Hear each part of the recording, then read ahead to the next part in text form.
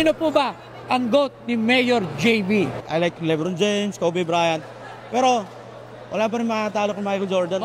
He does everything. He's a GOAT in basketball.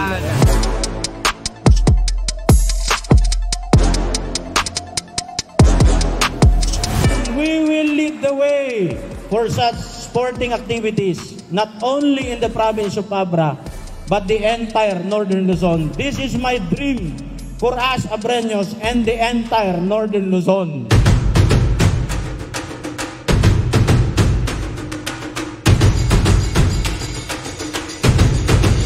For the MVP, I will be giving away 100,000 pesos. I will also award an automatic contract to the Abra Weavers to be included in the official lineup.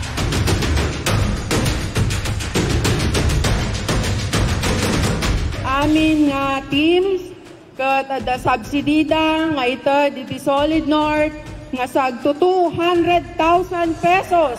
Tiag champion, makaawat iti tumataginting na 1.5 million pesos.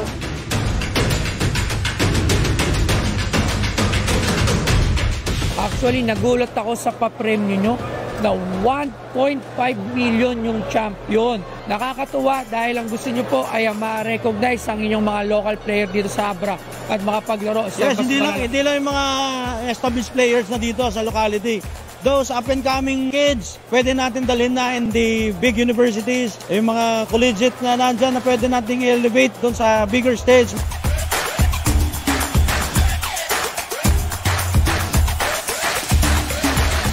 Sa papremyo pa lang ng ating mahal na mayor na si JB Bernos at ang ating congresswoman na si Congresswoman Ching. Napakaswerte na. Ano pa yung kakailangan ninyo? Diba? Nandito na lahat. Ang gagawin nyo na lang, pagigihan, galingan.